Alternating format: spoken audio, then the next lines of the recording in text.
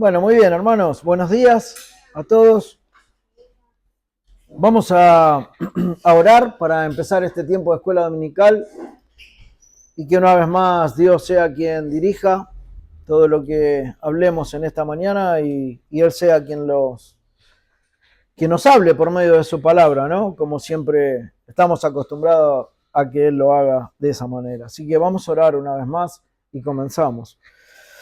Padre, queremos en esta mañana venir a ti, Señor, en esta hora. Gracias porque tú nos recibes, Señor, con gozo, sabiendo de que somos tus hijos, Padre, y de que tú eres nuestro Padre, y que por esta relación filial, Señor, que tú has querido que tengamos contigo, nosotros hoy podemos estar delante de ti, Señor, una vez más. Te damos gracias, Padre, porque sabemos que este es el día instituido desde la creación por ti, para que tu pueblo se una, Señor, esté congregado delante de tu presencia santa, queriendo nutrirse, Señor, de ti, de tu palabra, alabando tu nombre, Señor, honrándote por lo que tú eres y también por lo que has hecho en Cristo a favor de cada uno de nuestras almas. Por eso, Padre, te agradecemos que tú nos recibas y te agradecemos, Señor, poder estar delante de ti, porque sabemos que somos inmerecedores de todas estas cosas. Sabemos de nuestros pecados, Señor, nuestras negligencias, nuestras faltas, nuestras transgresiones delante de ti día a día. Y a pesar de esto, Padre, tú nos ves con ojos de Padre y nosotros seguimos siendo tus hijos, Señor. Gracias porque esta realidad es inalterable, porque esta confianza eterna que tú has puesto en nuestras vidas, Señor, en nuestras almas, se mantiene y no claudicará, Señor, sino que se mantendrá por el resto del tiempo, Padre. Te damos gracias por esto. Te pedimos que nos instruyas en esta mañana una vez más, Señor, y que seas con nosotros. En el nombre del Señor Jesús. Amén. Bien, muy bien, hermanos. Os invito a que podamos ir nuevamente ahí al Evangelio de Mateo,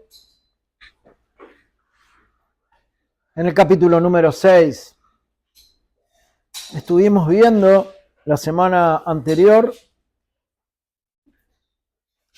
a partir del versículo 25, recuerdan ustedes, entre el versículo 25 y el versículo 34, y habíamos separado toda esta sección en tres partes, y por razón del tiempo hemos visto solamente dos, y hoy vamos a tratar la última parte, que es referente desde el versículo 30, o por lo menos de la segunda parte, a partir de la pregunta que hay en el versículo 30 hasta el versículo 34. Pero me gustaría que podamos leer esta sección una vez más, toda completa, y luego ya introducirnos ahí en la enseñanza. Dice así la palabra del Señor, capítulo 6, a partir del versículo 25 del Evangelio de Mateo. Por tanto os digo, no os afanéis por vuestra vida, qué habéis de comer o qué habéis de beber, ni por vuestro cuerpo, qué habéis de vestir. ¿No es la vida más que el alimento y el cuerpo más que el vestido? Mirad las aves del cielo, que no siembran, ni ciegan, ni recogen, en graneros, y vuestro Padre Celestial las alimenta. ¿No valéis vosotros mucho más que ellas? ¿Y quién de vosotros podrá, por mucho que se afane, añadir a su estatura un codo? Y por el vestido, ¿por qué os afanáis? Considerad los lirios del campo, cómo crecen. No trabajan ni hilan. Pero os digo que ni aun Salomón con toda su gloria se vistió así como uno de ellos. Y si la hierba del campo que hoy es y mañana se echa en el horno, Dios la viste así, ¿no hará mucho más a vosotros, hombres de poca fe? No os afanéis, pues diciendo, ¿qué comeremos o qué beberemos o qué vestiremos? Porque los gentiles buscan todas estas cosas, pero vuestro Padre Celestial sabe que tenéis necesidad de todas estas cosas. Mas buscad primeramente el reino de Dios y su justicia, y todas estas cosas os serán añadidas. Así que no os afanéis por el día de mañana, porque el día de mañana traerá su afán. Basta a cada día su propio mal. Decíamos el domingo anterior con respecto a esta porción que el tema fundamental de lo que el Señor Jesús está transmitiendo o pretendiendo transmitir en esta sección, en estos versículos, es el hecho de estar afanados. Y decíamos que estar afanado se refiere a una preocupación excesiva, ¿no? De nuestra parte frente a ciertas cosas de la vida. Una preocupación por demás, que el Señor está atacando, que el Señor no pretende que nosotros entremos, sino que vivamos conforme a la fe que Él ha puesto en cada una de nuestras almas. Y habíamos dividido este pasaje en 3 puntos. El primer punto que hablaba sobre una ansiedad que es, o un afán que es inútil. El hecho de entrar en ese afán, en una preocupación desmedida o exorbitante, vamos a decir, es totalmente inútil para nuestras vidas y no nos suma en nada, sino que lo único que nos trae es más preocupación, ¿no? El Señor nos está alentando de alguna manera en el versículo 25 a que Él como nuestro creador, como nuestro sustentador, como nuestro Señor y legislador y salvador y esposo de la iglesia, Él es el que va a complementar lo necesario en nuestras vidas. En la medida que nosotros confiemos en la fe, ¿no?, que tenemos en Él. Entonces, Él de alguna manera prohíbe ese afán, prohíbe esa ansiedad, o por lo menos busca que nosotros no andemos en ella. Citábamos el versículo número 1 del Salmo 23, en donde el Señor dice: Jehová es mi pastor, nada me faltará. Y esa es una promesa que el salmista hace, en la cual nosotros también podemos sostenernos, ¿no?, y apoyarnos. Echando toda vuestra ansiedad sobre Él, porque Él tiene cuidado de vosotros, dice 1 de Pedro 5:7. Entonces el Señor presenta eso, empezando esta sección, diciendo: el afán no tiene sentido, el afán habría que dejarlo de lado cuando yo soy quien está al tanto de todas sus necesidades, ¿no? Y Él empieza con algunos argumentos de algunas preguntas que hace, diciendo: bueno, ¿no es la vida más que el alimento y el cuerpo más que el vestido? Seguramente sí, y ahora vamos a ver algo de eso en la sección que vamos a transitar en esta mañana. Y también da argumentos sobre cómo Dios cuida, en el segundo punto que veíamos, a sus hijos, ¿no? Y esto lo veíamos entre el versículo 26 y el versículo 30.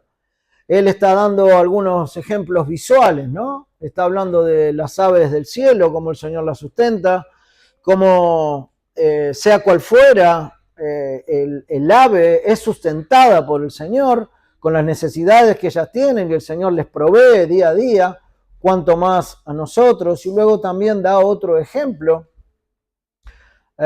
con respecto al tiempo que nosotros tenemos en esta vida, ¿no? Cuando dice: por más que uno se afane, ¿quién podrá añadir a su estatura un codo, ¿no? Y entendiendo que esa palabra estatura está hablando de longitud de vida. Por lo tanto, por más afán que haya, ¿cómo nosotros podemos hacer para extender un segundo más, un minuto más, una hora más nuestra vida, si el Señor ya la tiene estipulada? Ese es el contexto de acuerdo a lo que está diciendo el Señor y lo que viene diciendo. Entonces, el problema con todo esto es el tremendo esfuerzo que nosotros hacemos o tenemos en nuestras angustias por nuestras propias ansiedades. Por lo tanto, el Señor nos está queriendo sacar de eso, ¿no? Y el último ejemplo que da, o por lo menos el argumento, es el de los lirios, ¿no? Cómo el Señor los viste y cómo duran tan poco tiempo. Se dice que los lirios generalmente duran una semana, un poco más, 10 días, y luego se marchitan de por sí, por su naturaleza. Y también el Señor dice ahí a partir del versículo 30, y si la hierba del campo que hoy es, hablando también de esos lirios, y mañana se echa en el horno, porque decíamos que se utilizaba en ese tiempo de Jesús para preparar, para hacer de esos lirios como una hierba, como un combustible para poder cocer el pan, ¿no? Entonces, si el Señor los vestía de esa manera, le daba esa vestidura hermosa a los lirios, más aún que la de Salomón, ¿no? Dice, por algo que dura tan poco tiempo en esta tierra, bueno, ¿cuánto más hará Dios por ustedes? Y a partir de ahí es lo que vamos a ver en esta mañana, ¿no? Porque el Señor dice, ¿cuánto más hará por ustedes? Y dice, hombres de poca fe. Lo que vamos a ver entre el versículo 30, a partir de esta pregunta, hasta el versículo 34, es el tercer punto de esta sección, que es el reino debe ser la prioridad. El reino de Dios debiera ser, debe ser la prioridad para nuestras vidas, ¿no? Y sé que muchas veces en nuestras vidas no es así, y es por eso que como no es así, entramos en lo que el Señor está planteando, en el hecho del afán, en el hecho de la preocupación, en el hecho de menguar en nuestra fe, y por eso vienen estas cosas, ¿no? Pero aquí es precisamente donde quedamos el domingo pasado, cuando llegamos a esta pregunta del Señor Jesús, luego de considerar cómo estos lirios son vestidos, ¿no? Por el Padre. Son vestidos, son diseñados perfectamente y asombrosamente por Él. Si uno ve los lirios del campo, ve una textura increíble, ve colores, ve una flor realmente hermosa, tienen una forma así como de trompeta, ¿no? Y esto está diseñado perfectamente por Dios, perfectamente por Dios.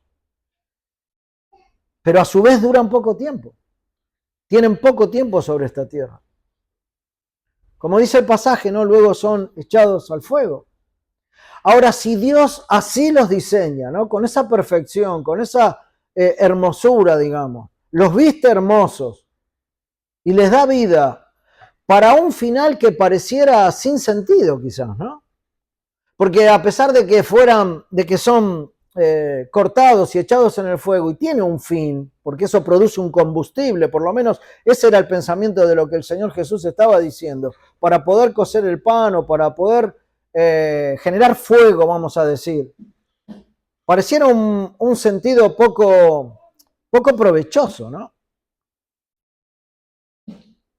Por eso viene la pregunta atrás, ¿cuánto más hará por nosotros? Si el Señor tiene esa buena intención y tiene ese deseo de realizar y de crear esas flores de esa manera, no tan hermosas, para tan poco, bueno, ¿cuánto más hará por nosotros, ¿no? Y decíamos que el alma del hombre es inmortal. Y que si el Señor entregó a su propio Hijo para que nosotros fuésemos salvos por medio de su sangre, y luego de eso andemos con Él permanentemente, entonces, ¿cuánto más hará por nosotros? Todas las preguntas que nosotros vinimos viendo en este pasaje, en boca de Jesús, tienen como propósito meditar en qué es lo más importante, ¿no? En esta vida. El primero pregunta, ¿no es la vida más que el alimento y el vestido más que el cuerpo? Esa es una primera pregunta que él viene haciendo, pero más adelante pregunta, ¿no valen más que las aves ustedes? Pero pregunta algo más, ¿quién de ustedes, como decíamos recién, por mucho que se afane, podrá añadir a su estatura un codo? Y con respecto al vestido, ¿no? Hablando de los lirios, ahora dice, ¿no hará el Señor mucho más por vosotros, hombres de poca fe?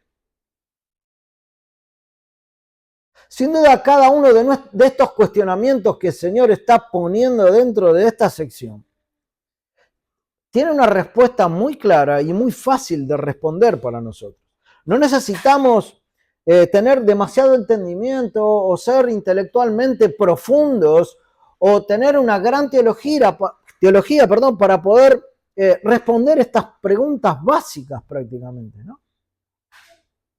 Y con estas preguntas básicas nosotros vemos la sabiduría del Señor Jesús.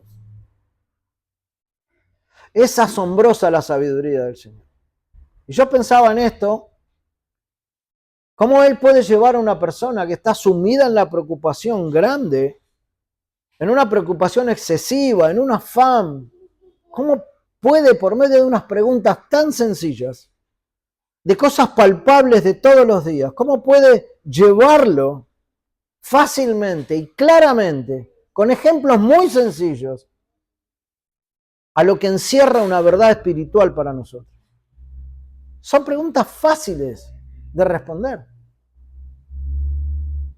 Y esto es porque el Señor,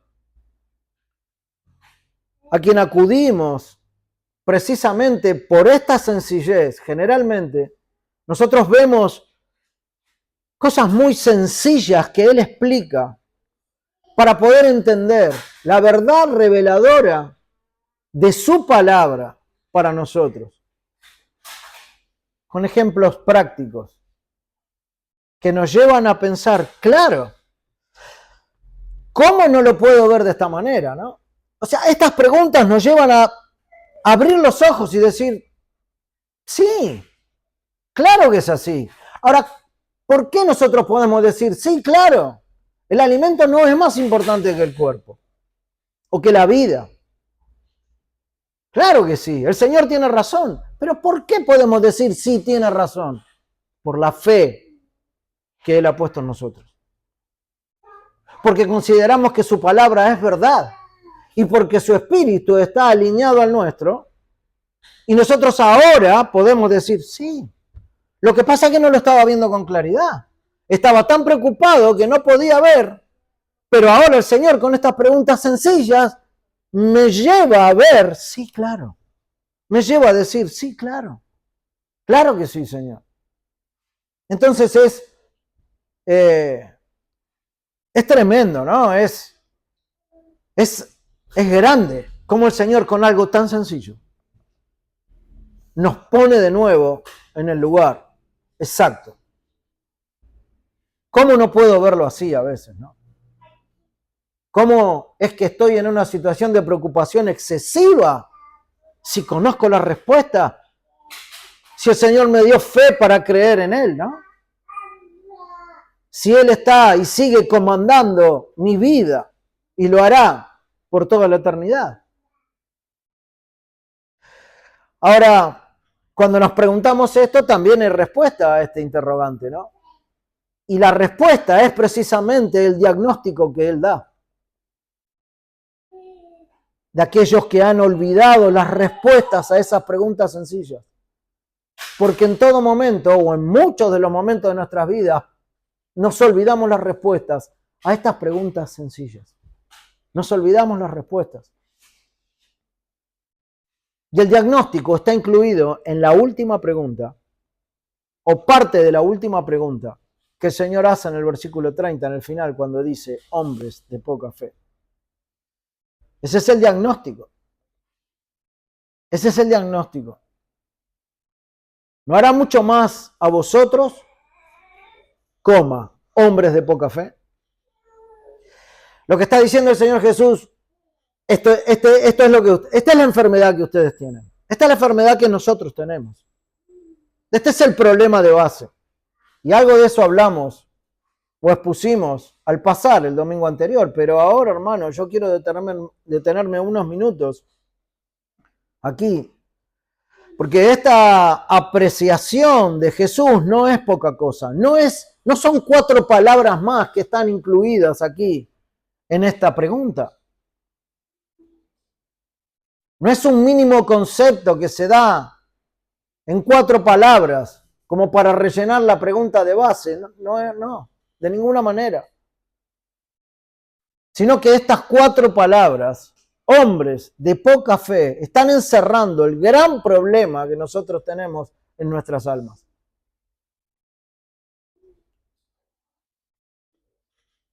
Que después de dudar de esas respuestas a preguntas sencillas, las cuales todos podemos responder, nos dirigen directamente al afán del cual Dios nos quiere sacar.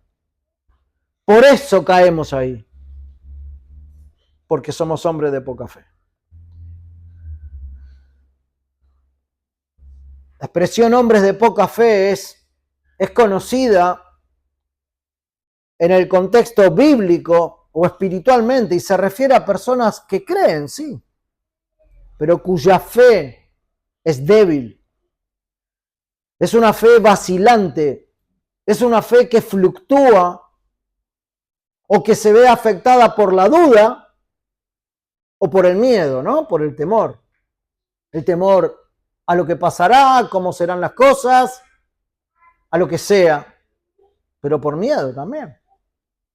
Y esta frase, hombres de poca fe, aparece varias veces en el Nuevo Testamento, especialmente en el Evangelio de Mateo. Como ustedes bien saben, Jesús la utiliza para dirigirse a sus discípulos, ¿no? Cuando dudan o cuando temían ellos delante de situaciones difíciles. Por ejemplo, en Mateo 8, versículo 26, cuando Jesús calma la tormenta, ustedes conocen el pasaje, Él les dice, ¿por qué teméis, hombres de poca fe? ¿Por qué temen? Y le estás dando, entre medio de la pregunta, le está dando la respuesta, ¿no? O en Mateo 14, 31, cuando Pedro comienza a hundirse al caminar sobre el agua. Hombre de poca fe, ¿por qué dudaste? Así que el Señor está tomando esta frase aquí en el Sermón del Monte y luego también la aplica en la vida de las personas, ¿no? La utiliza para varias situaciones de la vida, donde las dudas y los interrogantes de lo porvenir o de lo que sea vienen y van a venir. Decíamos el domingo anterior que estas cosas pasan dentro del pueblo de Dios y si no han pasado hasta ahora, van a pasar, pero yo estoy seguro que a todos nos ataña y ya nos ha pasado. También el domingo anterior decíamos que esto no se trata de una falta total de fe. No es que uno deja de creer o no cree en Cristo, no cree en su obra salvífica, no cree en Dios Padre, no cree en el Espíritu Santo. No, no se trata de eso. Sino creer, o sea, se trata de creer, pero dejarse dominar por el miedo. Significa confiar, pero solo mientras todo está bien. Pero cuando viene la dificultad, entonces ya no confío de la misma manera, ya no tengo la misma fe, sino que merma, cae, disminuye, y entonces empieza la duda y empieza el afán. El afán es una expresión de una fe que todavía es inmadura, de una fe que todavía no está firme, que es frágil, pero nunca es una fe inexistente. O sea, mi fe sigue en donde tiene que estar, porque es la fe que un día me dio Dios en la salvación. Pero en ciertas situaciones, esa fe decae. Ahora, hay muchos teólogos que interpretan que lo que Jesús está diciendo aquí no lo dice como una condena. Y nosotros entendemos lo mismo, creo que lo entendemos así. Estoy convencido de que casi todos lo vamos a ver así. Esto es como un aliento, como una invitación a crecer espiritualmente, como una invitación del Señor a decir, tómense de la fe que les he dado para quedarse tranquilos de todo o de toda preocupación excesiva en sus vidas, que el afán no les gane, que el afán no les martirice, que el afán no los atormente, de manera tal que esa fe empiece a declinar. Esa es la invitación de Jesús, no es una condena, no es un golpe bajo para matar al cristiano.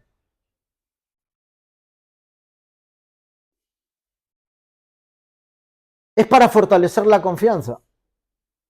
Es para no dejarse dominar por las circunstancias que vienen todas estas preguntas que el Señor hace. Y profundizar también nuestra relación con Dios, que tanto nos falta. Entonces, hermanos, nosotros podemos afirmar que esta es la base del problema de tu vida y de mi vida. Cuando nos vemos afanados por las cosas temporales. ¿Por qué me pasa esto en esta situación? Tené por seguro que es falta de fe. Es falta de fe. o por lo menos ha menguado, y ya vamos a ver por qué. Decae nuestra fe. Estamos muy afanados por las cosas temporales, por las cosas futuras, o por las distintas circunstancias de esta vida. Entonces llega la duda para deshacer todo lo que el Señor construyó en nuestro interior. Y podríamos ilustrarlo así, ¿no? Un niño aprende a andar en bicicleta, o por lo menos está haciendo el intento de andar en bicicleta sin rueditas, como esas rueditas que se le ponen al lado al principio, ¿no? Para que la bicicleta no vaya hacia un lado o hacia el otro. Entonces, bueno, le quitan las rueditas y el niño va ahí, ¿no? Medio a los tumbos, tendiendo a ir hacia un lado o hacia el otro. Pero ahí va. Y su papá tomándole del asiento detrás, ¿no? Y el chico diciéndole, no me sueltes, no me sueltes. Y el padre le dice, no, acá estoy detrás tuyo. Pero el padre va soltando suavemente, despacio, ese asiento para que el niño aprenda a ir solo. Caminando, andando en esa bicicleta solo, ¿no? Pero ese niño, cuando empieza a sentir miedo, mira para atrás. Y entonces, por la duda, se cae. Se cae de la bicicleta, hacia un lado o hacia el otro. Ahora, ¿se cayó porque no sabía andar? Él estaba aprendiendo a andar, sabía cuál era la acción que debía llevar adelante. No. Se cae porque el miedo fue más fuerte que la confianza que él tenía. El miedo lo atrapó, el miedo lo embargó.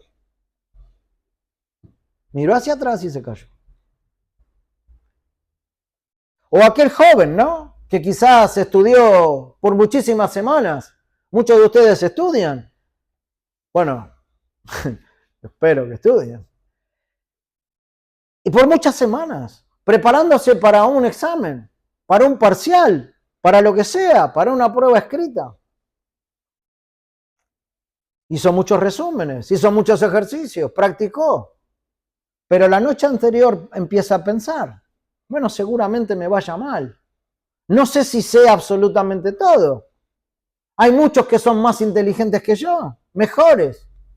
Entonces, al día siguiente, en el momento del estudio, en el momento del parcial y de la prueba, los nervios lo bloquean, ¿no? Y entonces empiezan a responder cualquier cosa. Los mismos nervios lo encierran y ahí queda. ¿Qué pasó? ¿Fue falta de preparación? No, no fue falta de preparación. El joven estuvo estudiando, estuvo preparando, estuvo dedicando tiempo. Lo que pasó es que la duda apagó la confianza que tenía en lo que había estudiado. La duda. La fe, hermanos, no es ignorar el miedo o la duda. La fe no se trata de eso. Sino que teniendo en cuenta teniendo en cuenta la duda o el temor, no dejar que eso decida por nosotros, sino que la fe en el campo espiritual que nosotros tenemos en Dios sea la que decida. Pero también podemos ilustrar este ejemplo en un hombre adulto, ¿no? En un hombre que ya tiene experiencia de vida, en un hombre que ya ha caminado bastante en su vida, que ha trabajado con mucho esfuerzo quizás, tiene experiencia, tiene sabiduría, ha superado muchas dificultades en su vida, creo que es parte de la realidad de muchos de nosotros. Pero un día pierde su empleo, o un día se encuentra con una enfermedad grave en su vida. Entonces mira eso, mira esa tormenta y piensa, ¿no? Bueno, todo se acabó. No hay salida. Entonces empieza a olvidar que antes en su vida ya superó muchas dificultades tomado de la mano de Dios. Y que siempre Dios le mostró el camino después de cada una de las crisis. Pero ¿qué pasa? Esta situación ahora le hace olvidar eso. ¿Será que perdió su fe? No. No es que perdió su fe. Es que por un momento la preocupación le hace dispersar en su mente o olvidar lo que ya sabe.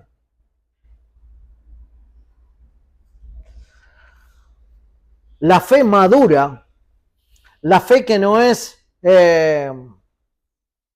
inmadura, la fe madura recuerda en medio de la tormenta lo que ya aprendió en tiempos de calma. Lo que hemos aprendido de Dios hay que ponerlo en práctica en los momentos de la tormenta. No dudar, no preocuparse excesivamente, no dejar que el miedo, la confusión, la duda, la preocupación hagan de mí lo que quieran. Ese niño en la bicicleta es como esos discípulos en la barca. Como esos discípulos en la barca. El Padre está ahí, pero el miedo los dominó.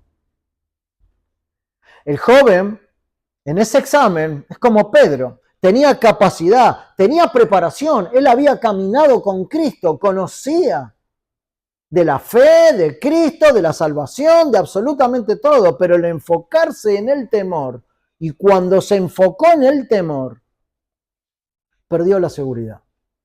Se quedó sin seguridad. Eso lo atrapó de tal manera que lo dejó inútil. Y ese adulto en la crisis es como aquellos discípulos que vieron hacer tantas cosas a Jesús, pero también se olvidaron. Entonces, ¿qué es lo que nos está enseñando el Señor Jesús cuando dice hombres de poca fe? Uno no está negando que tengan fe. Está señalando que su fe es frágil ante la presión. La fe se va a medir de acuerdo a la presión que estemos sufriendo. Ahí veremos si la fe es madura o es inmadura. El Señor Jesús está invitando a crecer en confianza. La poca fe no es ausencia de fe, y esto es algo que tiene que quedar claro, sino que es una fe que todavía no ha aprendido a manejarse o a mantenerse firme en medio de la tormenta. No ha aprendido. No es que no esté, sino que no ha madurado.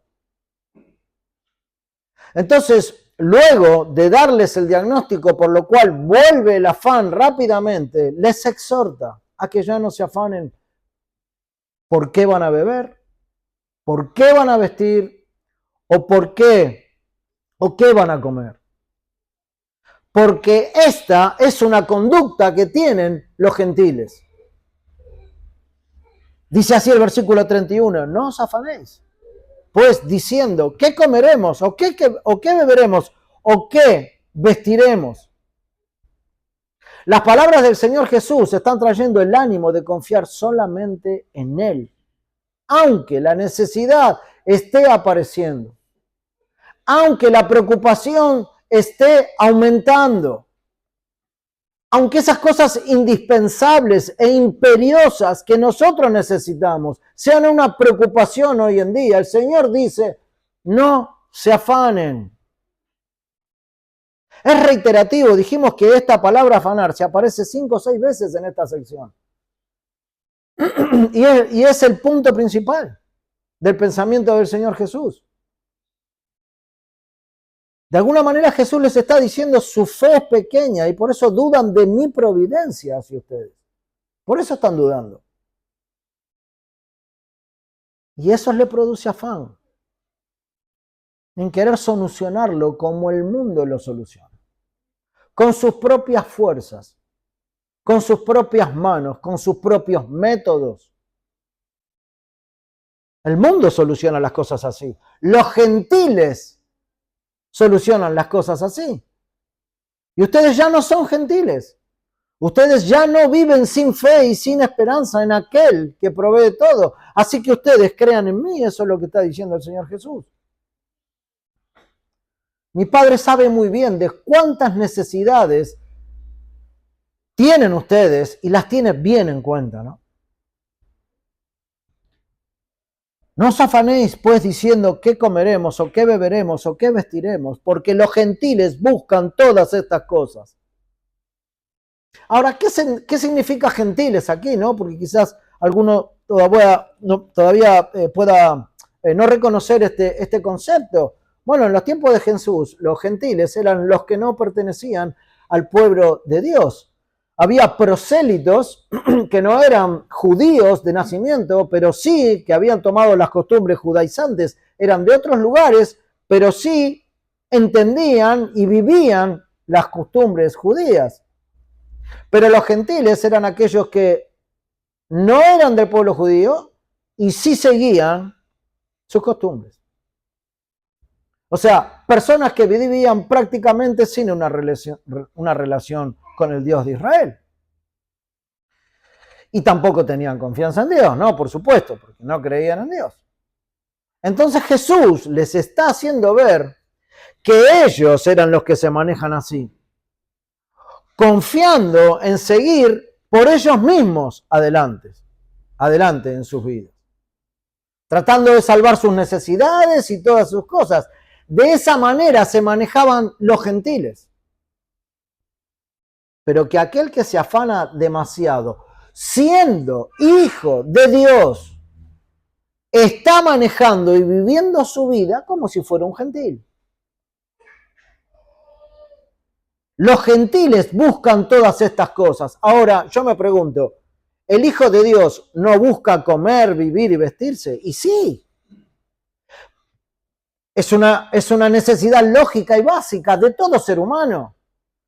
Pero el Hijo de Dios no debe manejar esa preocupación como la maneja el que no tiene a Dios, sino que debe vivirla y llevarla adelante con la fe puesta en Cristo, que por otro lado es el autor y el consumador de la fe que nosotros tenemos. Esa es la diferencia. Ese es el punto de lo que está diciendo el Señor Jesús. El que se afana demasiado, aunque sea hijo, está viviendo su realidad como alguien que no vive con Dios. O más claro sería decir, o preguntarnos, ¿cómo vamos a hacer para comer? ¿Cómo vamos a hacer? Mirá cómo están las cosas en este mundo, mirá que el trabajo, mirá que escasea esto, mirá que no sé qué va a pasar. ¿O cómo vamos a hacer para beber? ¿O cómo vamos a hacer para vestirnos? Bueno, la realidad que vive el mundo hoy día, en donde la economía a nivel casi general y mundial está bastante complicada para casi todos los países, la preocupación se acentúa aún más, ¿no? Entonces es como si nos preguntaran, no sé cómo vamos a hacer el día de mañana, cómo vamos a hacer para pagar el alquiler, cómo vamos a hacer para vestir a nuestros hijos, cómo vamos a hacer para pagar la universidad, cómo vamos a hacer y cómo vamos a hacer. Eso es lo que está preguntando el Señor Jesús. Eso es lo que a nosotros nos pasa. ¿Cómo vamos a hacer? Y lo que muestra esto es una preocupación desmedida. Una preocupación que de esa manera el Hijo de Dios no puede llevar. No puede llevar. El Señor nos está llamando a salir de ahí. Salir de esa preocupación de ese tipo. Y nos dice que ese no es el camino. No esa es la forma. Generalmente hay un afán en la vida que produce en nosotros una respuesta que es totalmente al revés de lo que el Señor propone. Es totalmente al revés. Y lo que el Señor propone es buscar, y lo va a decir ahora, primeramente el reino de Dios y su justicia, y todo lo demás será añadido por Él. Por eso inmediatamente después de esta exhortación de decirles, porque los gentiles buscan todas estas cosas, pero vuestro Padre Celestial sabe, Él sabe. No te olvides, hermano, que Él sabe de tu vida. Él sabe absolutamente y sabe mucho más que nosotros mismos que tenemos necesidad de todas estas cosas y de otras también. Él sabe. Por eso, el versículo 33 dice, más, o pero, buscad primeramente el reino de Dios y su justicia y todas estas cosas de las cuales yo estoy hablando, dice el Señor Jesús, todas estas preguntas, que el propósito que tienen es que ustedes lo puedan ver con claridad. Todos estos argumentos que estoy poniendo, que son sencillos, fáciles, de que ustedes lo puedan ver, porque ustedes tienen fe. La fe que yo les he dado.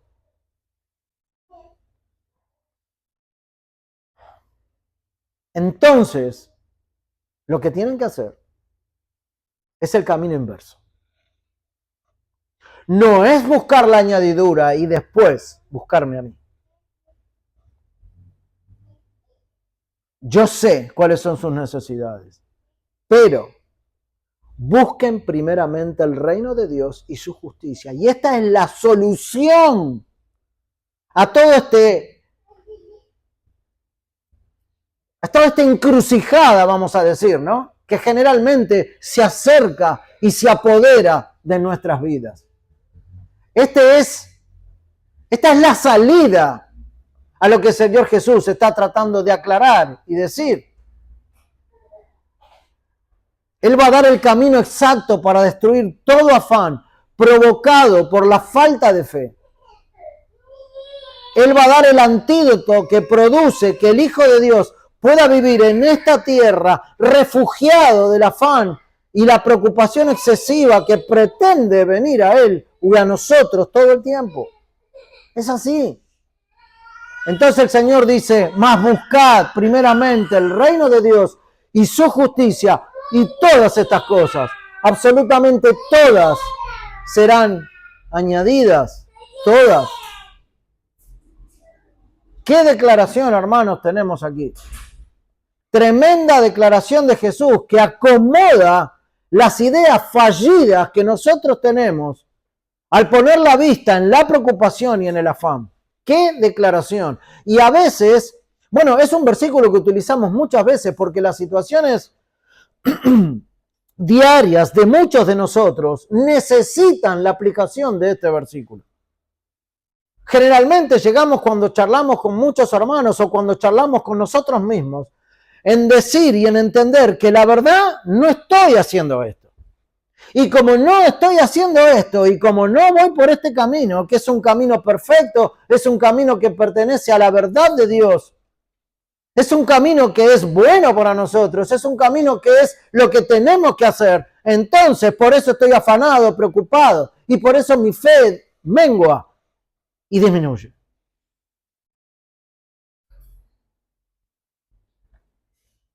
Es una declaración, creo, de las más claves de la Biblia. Quiero leer una frase de Spurgeon que me pareció muy apropiada para explicar esta declaración. Y él lo dijo así, dice, ¿qué es lo que está queriendo decir el Señor Jesús? Según Spurgeon, ¿no? Cuando dice, buscad primeramente el reino de Dios y su justicia, y todo lo demás os será añadido. Spurgeon lo explica así, dice, haz que tu gran objeto en la vida sea el reino de Dios. Ya estamos en problemas. Vive para extender su dominio. Sométete a su cetro, honra a tu rey. Y entonces, después de haber hecho esto, él dice, confía tranquilamente en que Él suplirá tus necesidades. Esto es como un condicionante, ¿no? Explicado como lo dice el Señor Jesús o en palabras de Spurgeon, que me parecen totalmente ciertas, sin duda alguna. Pero es como condicionante, el Señor Jesús lo presenta así. Y aquí también. Haz que tu gran objeto en la vida sea el reino de Dios. Yo me pregunto y les pregunto, hermanos, ¿el gran objeto de ustedes en la vida y el mío es el reino de Dios?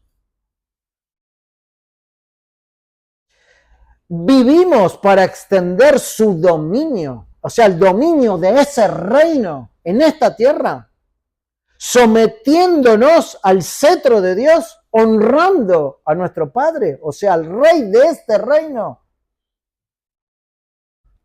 Si nosotros no estamos haciendo eso, entonces vamos a tener problemas con la añadidura. Porque el Hijo de Dios no vive como el gentil para tomarse primero de la añadidura por sus fuerzas y dejar de lado a Dios. Sino que tomándose de Dios, caminando en su palabra, haciendo lo que Él le dice, buscando la perfección día a día, siguiendo en la justicia y en la santidad, entonces puede confiar plenamente y tranquilamente que Él le va a suplir sus necesidades.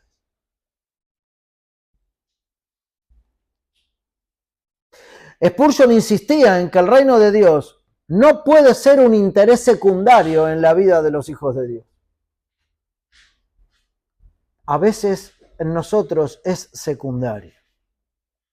Y después me pregunto por qué tengo preocupación. El reino de Dios no debe ser un complemento a nuestro proyecto personal en la vida, sino el propósito que domina nuestras vidas.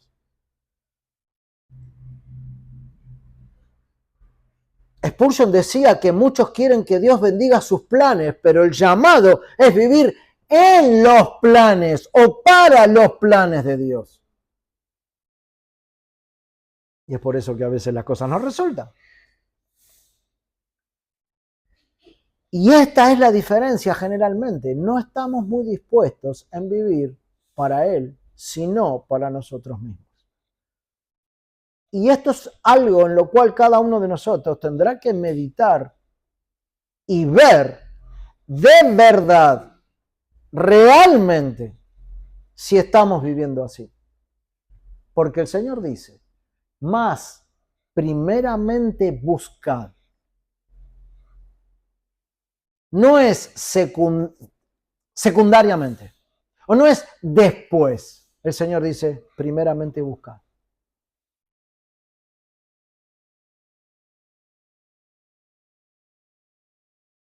Hermanos, buscar el reino incluye testimonio, servicio, oración por la obra de Dios, por su reino, interés por la salvación de otros.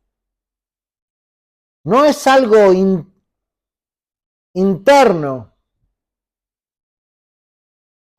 o digamos, no es solo algo interno, sino que también genera un impacto externo, de alguna manera, ¿no?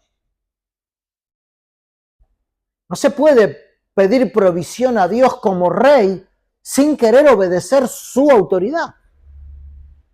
En donde hay un reino, hay un rey. Y ese rey para nosotros es el Señor. Pero ese rey tiene una autoridad sobre su pueblo y sobre su reinado. Y la autoridad debe obedecerse. Y si no se obedece, entonces descarto al rey, descarto al reinado y luego vivo como vivo. Pero si vivimos buscando estas cosas, entonces podemos vivir confiados y sin afán.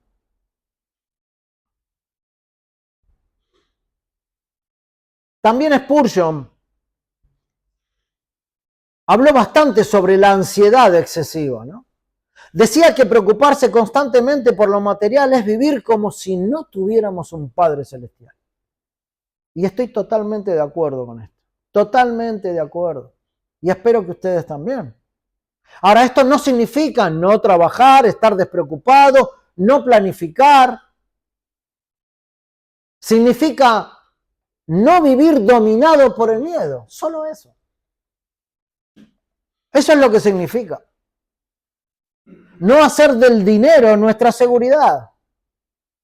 Primero el reino, luego la provisión. Primero el reino, luego la provisión. No primero la provisión y luego el reino.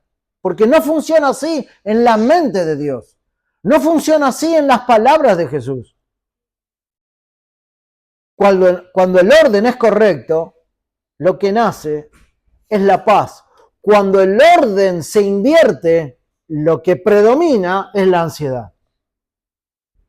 Ese es el problema. ¿Por qué estoy ansioso? ¿Por qué estoy afanado?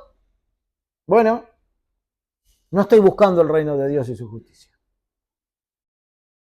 Pero tan así. El acento de esta afirmación del Señor Jesús está en la palabra buscar. Él empieza a decir, diciendo más, buscad. Buscad. Y muchos cristianos nos perdemos de muchas bendiciones en nuestras vidas por no buscar. ¿Por no buscar qué? Por no buscar a Dios con diligencia. Por no buscar el rostro de Dios. Por no pasar tiempo con Dios. A veces nos arrodillamos para orar, sí, y es una buena posición delante del Señor para orar. No es la única, pero es buena. Muestra una humillación, muestra una dependencia. Pero orar así no significa que estoy buscando al Señor. No significa. El Hijo de Dios está llamado, lo que quiero decir, no por arrodillarse en una oración, quiere decir que estoy buscando al Señor. Buscar al Señor es una búsqueda constante, diaria. Se busca un tiempo intencional en el día, cosa que a veces no hacemos.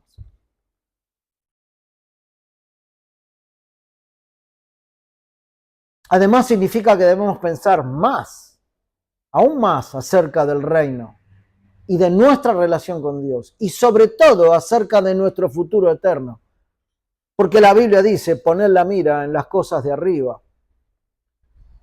De esta manera, y pensándolo así, Pablo llegó a decirle a los corintios, porque esta leve tribulación momentánea produce en nosotros una cada vez más excelente y eterno peso de gloria, no mirando las cosas que se ven, sino las que no se ven. Pues las cosas que se ven son temporales, pero las que no se ven son eternas. Segunda de Corintios 4, 17 y 18. Pablo entendía el concepto de no mirar acá abajo, y menos aún de manera tan excesivamente preocupante para nosotros. Pero no solo esto, sino que el Señor dice, buscad primeramente el reino de Dios y su justicia. Entonces Él le agrega buscar justicia. El reino de Dios, estar diligentemente con Dios, estar en oración, estar en intimidad, buscar su reino, pensar en su reino, pensar en la vida eterna, pero también se refiere a la justicia que nos lleva a pensar en la santidad, la vida de justicia. No solo el reino de Dios en el hecho de buscar las cosas de arriba, sino también hay que buscar de manera positiva, intencional, la santidad y la justicia. El cristiano está llamado a vivir en santidad. Y parte de la santidad es la relación con Dios también. Porque el cristiano busca ser como Cristo. Es lo que decimos siempre. Busca santidad y ser más y más santo cada día. Crecer en la gracia y crecer en el conocimiento del Señor. Y esto es lo que nos lleva a incrementar la fe, que decae porque no hacemos esto. ¿Por qué cae la fe y entro en el afán? Porque no busco intencionalmente el reino de Dios y su justicia. Ese es el problema. ¿Pero por qué? Si yo creo en Cristo, ¿por qué no tengo fe? ¿Por qué no tengo fe en esta situación? Porque estás afanado. ¿Y por qué estoy afanado? Porque no buscas el reino de Dios. Porque no buscamos el reino de Dios y su justicia. Porque no tenemos la mira puesta en las cosas eternas. Y entonces las de acá nos vapulean. Esta es la forma de incrementar la fe. Cuando los discípulos decían, Señor, aumentanos la fe. Bueno, busquen el reino de Dios y su justicia. Todo el tiempo. Permanentemente. Y se les va a incrementar.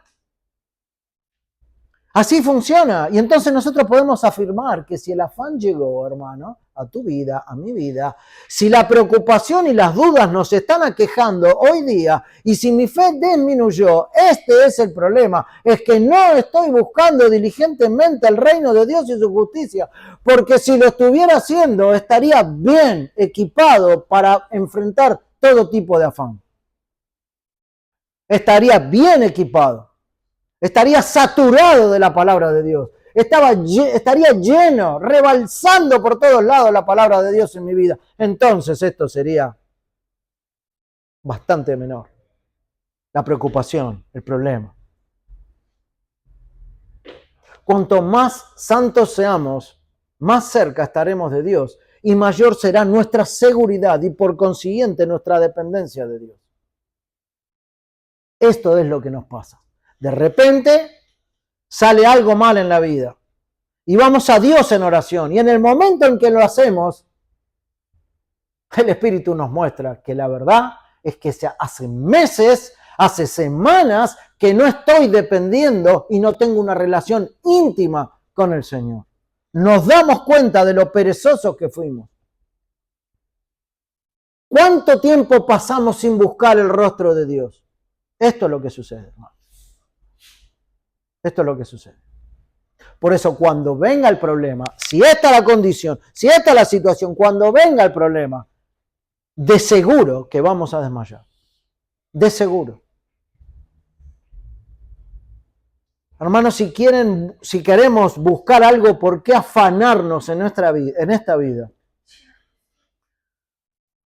que ese algo sea en buscar el reino de Dios y su justicia. Afanarnos, sí, pero por nuestra condición espiritual, por una proximidad con Dios, por una íntima y buena relación con Él. Si buscamos esto primero, la preocupación desaparece. No hay más de preocupación. Ese es el resultado. Esta es la garantía que Dios nos da en el versículo. Buscad primeramente el reino de Dios y su justicia. Y les puedo asegurar que todas las demás cosas serán añadidas. Lo dice el Padre, lo dice el Hijo. Y por medio del Espíritu nosotros lo creemos. Pero finalmente termina el Señor con una afirmación en el versículo 34, en donde dice, así que no os afanéis por el día de mañana. Recuerden, busquen el reino de Dios y su justicia y todo lo demás será añadido. No se afanen por el día de mañana, porque el día de mañana traerá su afán. Basta cada día su propio mal. Es un versículo sencillo. Es algo con lo cual, lo vemos día a día, no necesita gran explicación. Pero al agregar esto, el Señor, que ya habló del afán en el presente inmediato para las personas, que vamos a comer, que vamos a beber, que vamos a vestir, ahora aplica ese entendimiento para toda nuestra vida en el futuro. Para el día de mañana, el de pasado, la semana que viene, el mes próximo, el año próximo, dentro de 10 años, 11 o los años que Dios quiera darnos en esta vida. Y con esta afirmación el Señor muestra su profunda comprensión de la naturaleza humana de preocuparse de por sí por absolutamente casi todo. No solamente de los problemas que se nos presentan a diario en nuestra vida, sino del futuro también.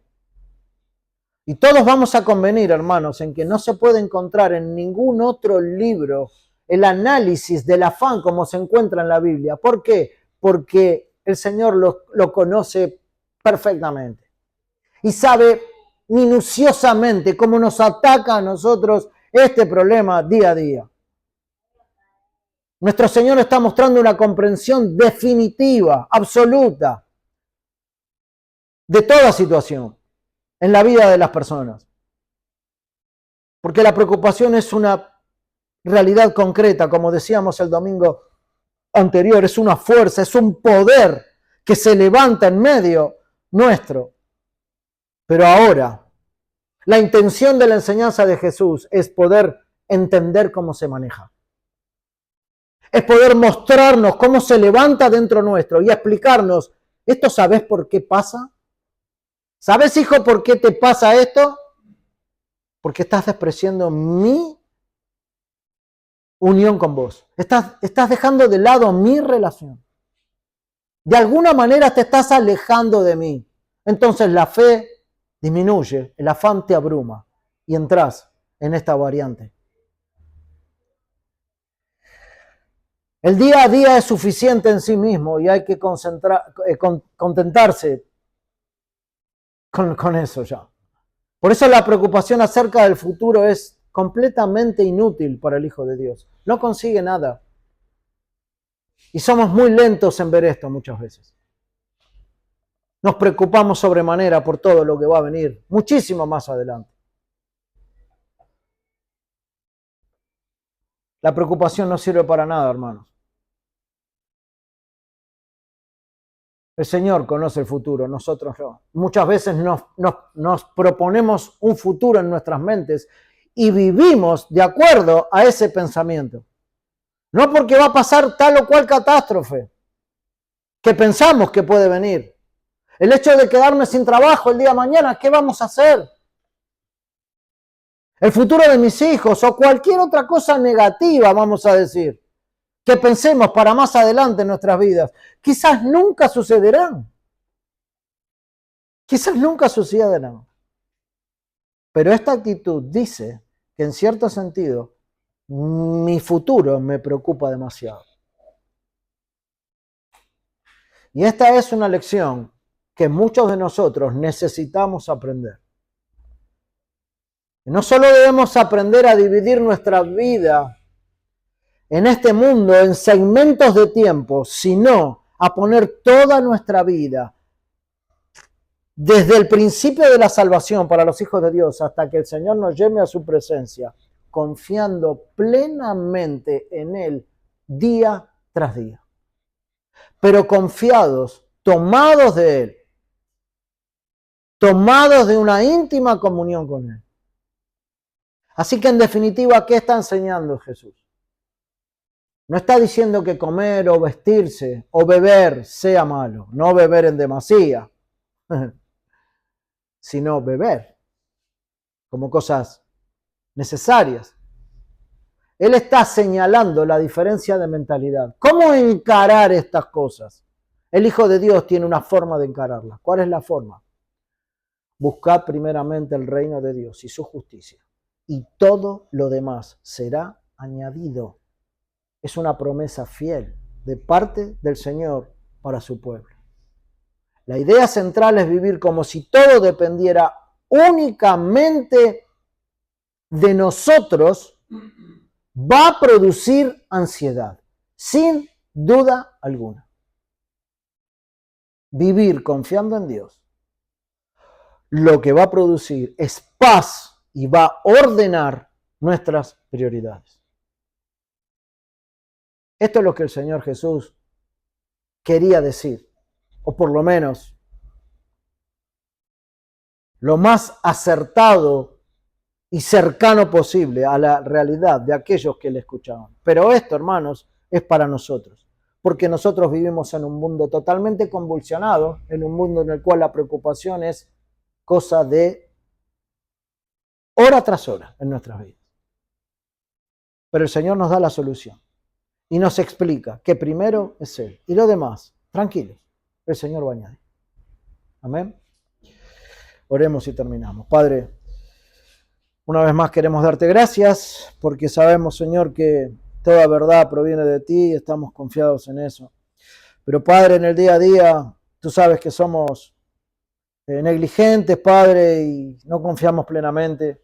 Por eso, Señor, apelamos nuevamente a tu gracia para que tu pueblo sea sostenido, para que sea edificado, para que tu palabra, Señor, realmente sea un ancla firme en nuestras vidas y podamos confiarnos totalmente en ella, Señor. Te pedimos por esto, por cada hermano, por cada familia, por cada realidad, Señor, para que tú, por medio de tu gracia inalterable en nuestras vidas, Señor, puedas suministrar lo necesario para seguir adelante. Te damos las gracias, Padre, te pedimos por lo que resta en esta mañana y en este día, en el nombre de Cristo Jesús.